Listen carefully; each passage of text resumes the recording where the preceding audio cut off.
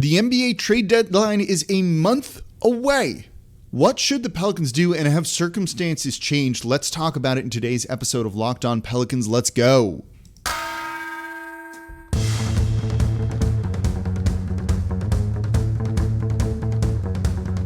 You are Locked On Pelicans, your daily New Orleans Pelicans podcast, part of the Locked On Podcast Network, your team every day.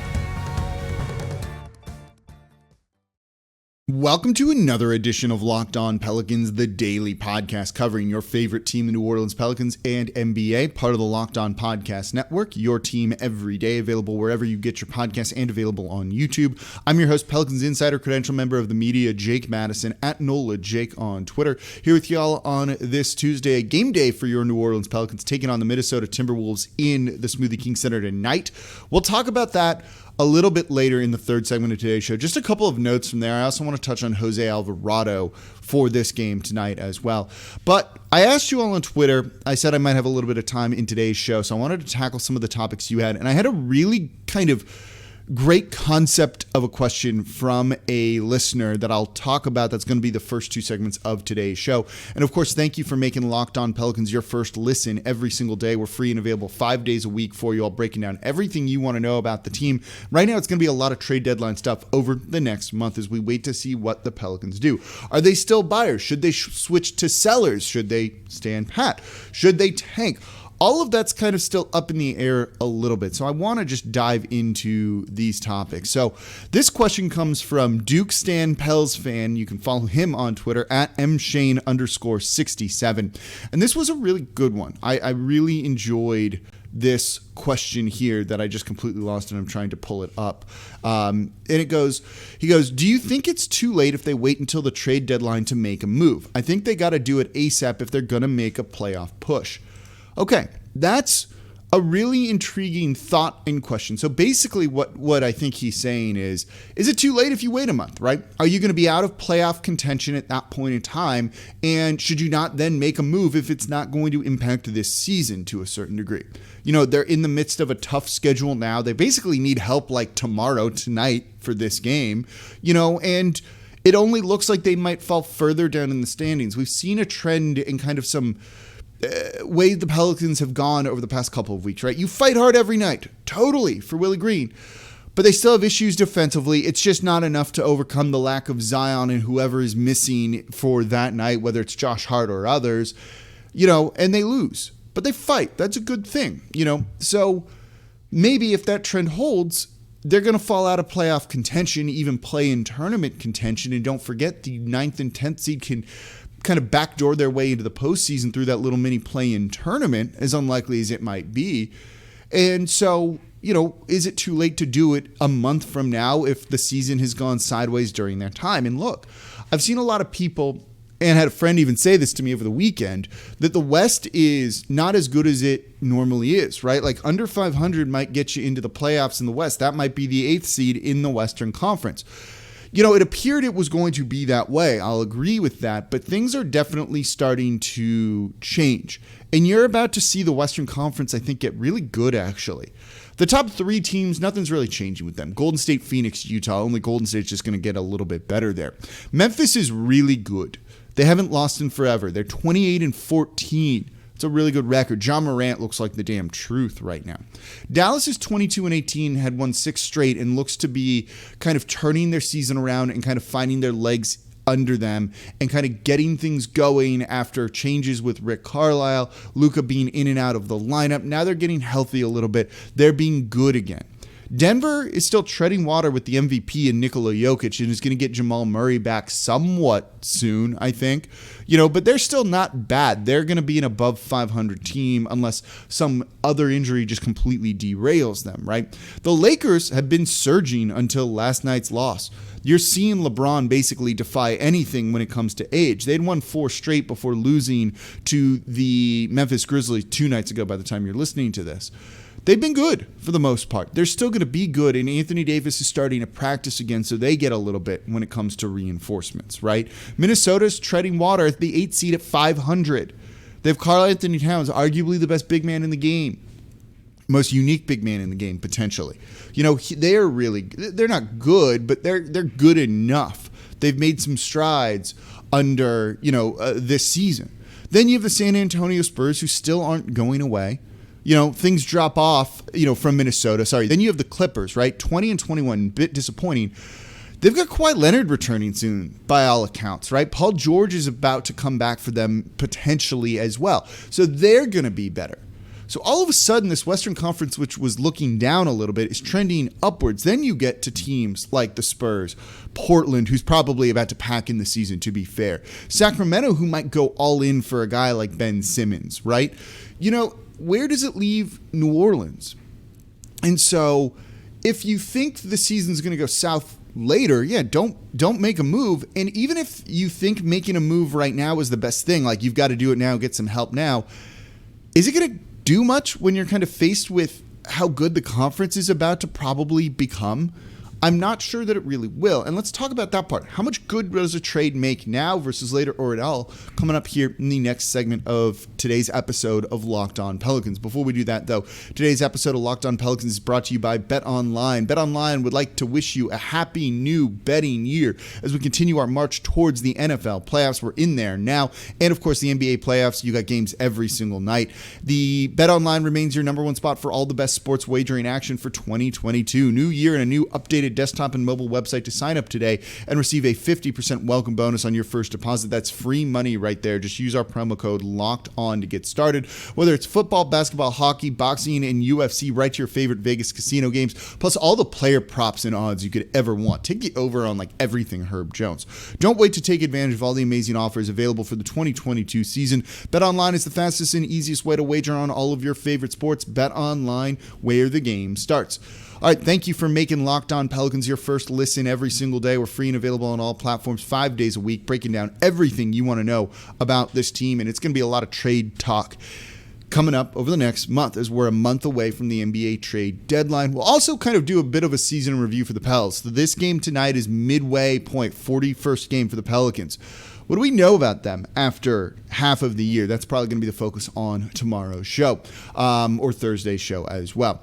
So now go check out the Locked On Now podcast. You get nightly recaps of every NBA game with analysis from our local experts. You need the context around all that. You can't just look at the box score. So listen to Locked On Now, available on Apple Podcasts, Spotify, or watch it on the Locked On NBA YouTube channel. You can also hear me on Locked On NBA every Wednesday, co-hosting our big national show.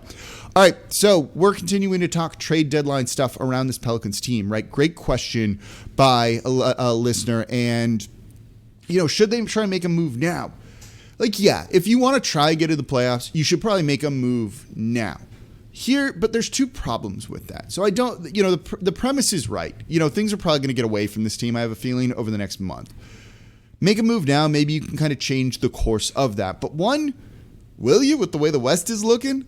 Even if the Pelicans get a guy, a medium name signing, right?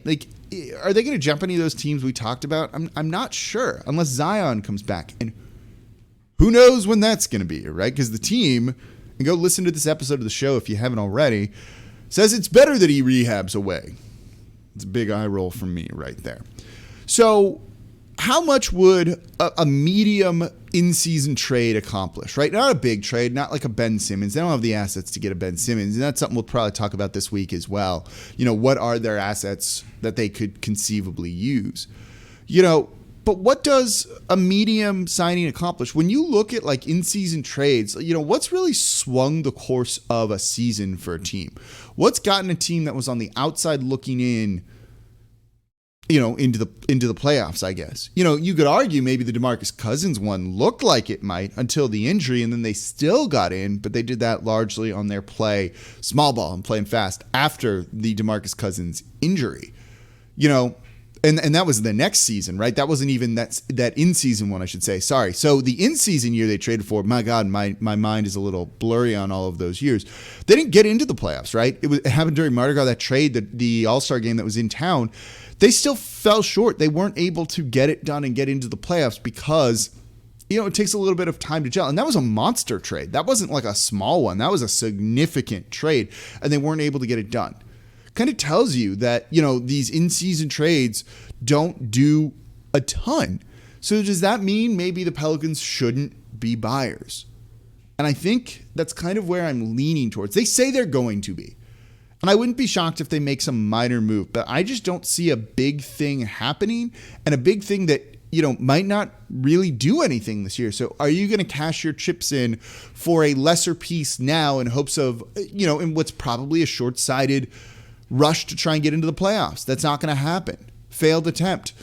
If that's the case, that's probably not the move that the Pelicans should make. It also doesn't mean they should be sellers either. I think they should probably just stand pat. I don't also think there's much to really sell off outside of Valanciunas or Brandon Ingram, and Brandon Ingram's not going to be happening. I thought about making a joke video, and I still might, of should the Pelicans trade Brandon Ingram? And it's just me going, no. Or it's will the Pelicans trade Brandon Ingram? It's just me going, no. And that's the end of the show. All of 30 seconds on YouTube with the thumbnail and everything to kind of rile some people up and just have a little bit of fun.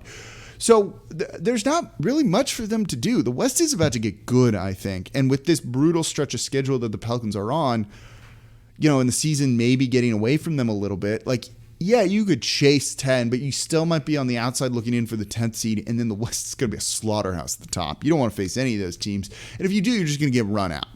I don't know if it's worth the short-sighted move of that. If you could conceivably get to the 6th seed and not have to deal with the play-in tournament, where you probably wouldn't even win, I think that could be maybe a better thing. Then you're guaranteed a playoff series. But if you're not guaranteed that, I don't know if there's really a move out there for the Pelicans to make. So yeah, it'd be better to do it now, but rather than waiting. But here's the final point when it comes to this part of it, right? These big trades don't get done now. You'll have some minor things. Was it Bol or Taco Fall going to the Pistons or, or whatever it might have been, or the Cavaliers, something like that. Those are inconsequential moves. Any of the trades you're seeing now are going to be inconsequential, and nothing gets done till the week of the NBA trade deadline. You rarely see a significant move, a move that has some reverberations and kind of shocks people around the league, being oh, wow, until the week of the trade deadline. It just doesn't happen because there's no urgency until, oh crap, that date's around the corner. All right, here are the offers on the table. We actually got to pick one right now. So yeah, I think the Pelicans could try and do something now. Maybe it changes their fortunes, but they're not going to be able to get a deal done. Ben Simmons won't be traded before the NBA trade deadline. He might be the actual one that could be. CJ McCollum not going to be traded before the NBA trade deadline. And, so because of that, I just don't think there's a move that they could make unless they massively, massively overpay. But again, their assets aren't that great. They're not in a real good position right now in terms of players to really try and move on from anybody or be look, if you don't take the deal now, this guy might not be there. All of the Pelicans players are going to be there. So yeah, they should make a trade now. If they're going to make a trade at all, it just won't happen. And I think that's kind of part of the problem. So they're stuck in this no man's land, and that probably means they should just stand pat and not really do anything. But they do need to make some changes, right? They definitely need to make some changes. And I think one change could be something you see in the game tonight. I don't know if it will. But it probably should happen. Let's talk about what that is. It has to do with Jose Alvarado coming up here next in today's episode of Locked On Pelicans. All right, thank you for making Locked On Pelicans your first listen every single day. We're free and available on all platforms 5 days a week, Monday through Friday, breaking down everything you want to know about this team. And now for your second listen, it's got to be Locked On Saints with host Ross Jackson breaking down all of the weirdness that was the black and gold season. Hell of a job by Sean Payton and company. And where do the Saints go from here? Are things trending in a good way, in a down way? He's going to be covering it all. I'm pretty optimistic. I've been listening every single day. It's been a lot of fun. And there's a lot to debrief when it comes to the Saints season. So go check out the Locked On Saints podcast, wherever you get your podcasts. He's also available on YouTube, and he is excellent. So we just finished wrapping up kind of, where the Pelicans stand a little bit at the trade deadline. And we'll talk some more about that over this week, too. I want to take stock of their first half of the season as well. But there is a game tonight, and the Pelicans are getting players back. I almost said reinforcements, and it's not quite. Josh Hart counts, right? But Josh Hart has been in there, and Josh Hart has been really, really good this year. They very clearly missed him on Sunday night and could have won that game conceivably against the Toronto Raptors with Josh Hart out there, but it wasn't meant to be, and they lost. They also get Tomas Satoransky back, who is exiting COVID protocols. He went through practice. We'll see if he plays tonight. He shouldn't play tonight, regardless of if he's healthy or not, or he's ramped up and up. He shouldn't play enough, or he shouldn't play at all. I'm ready to see more of Jose Alvarado. I've been mildly impressed by him. I don't have a very high ceiling for Jose Alvarado. I think he's been fun to watch. You saw him really tie up a guy like Fred VanVleet on a couple of possessions in Sunday night's game, and that was a truly impressive thing because Fred VanVleet is on a freaking heater, man. And he's undersized. His offense is inconsistent at best, but he's a bulldog defensively. The undersize kind of hurts him on that defensive side of the ball, though. But you know what? He's going to give you probably what Satoransky can do, and there's no reason not to at least kind of try. Satoransky on the year, 2.8 points per game, 2.3 assists. He's doing it while shooting 31% from the field and 16.7% from three. The dude's giving you nothing. He gives you 2 rebounds too. He's just giving you nothing, right? Jose Alvarado in half as many minutes is giving you 2 points per game, 1 assist, half a rebound, not shooting any better, certainly. Shooting better from 3. There's no reason not to try him. There's just no reason not to try Jose Alvarado compared to Satoransky. Per 36 minutes, here you go. 10 points per game for Jose Alvarado, 5.3 assists and 3 rebounds. Per 36-minute numbers to even them out, right, for Satoransky. Where did those go? 6.9 points, 5.5 assists, 5 rebounds. So basically the numbers are really similar. Go with the one that has upside and who defends at a pretty high level for his size. I was thinking the other day, when we watch a guy like Nickeil Alexander-Walker, and look, he hasn't been good, and I've been out for a while on Nickeil, and I've been higher on Jackson Hayes than him, basically, I don't know, for however long. And you look at a guy like that, and I think people are kind of fed up with Nickeil too, and it's like, get him out of the lineup. Problem is, like, who are you going to put in there instead, right? Like, you actually kind of have to play Nickeil because there's just no other options, in terms of his talent and potential for scoring, right, even if it's boom or bust. When it comes to Satoransky, though, there's other guys you can play. It's Jose Alvarado. Or like anybody, because he's giving you so little. At least Nickeil can give you something. Satoransky is not doing that. And so, when you look at some of this of like, what should they do instead? There's sometimes there's not an answer to that, and the answer is, yeah, you're right, nothing.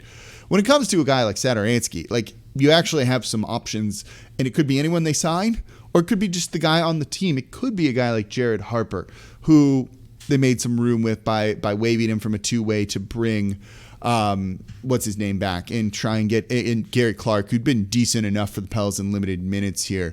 But why not play a guy like Jose Alvarado more, especially with needing some stops on defense and a little bit more defensive intensity, and you can definitely get that out of him. So I think it would be worth a try to at least give him a shot and give him some more minutes, because I don't think Satoransky has been particularly good this year.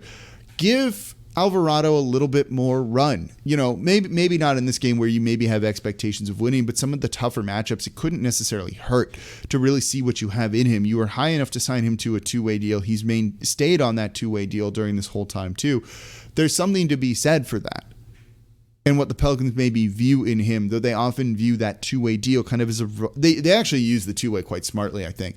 And it's a bit of a revolving door for at least one of those spots. But there's no reason not to give him some more minutes. I wouldn't mind even if you took down some of the minutes from Nickeil and gave them to Jose Alvarado too, if you really want to play Satoransky as much as a guy like Willie Green wants to play Satoransky. So I think there's ways that you could really make it work with a guy like him to at least kind of see what he can give you. The offense looked a little bit better against the Toronto Raptors. We saw more out of him than we'd seen before.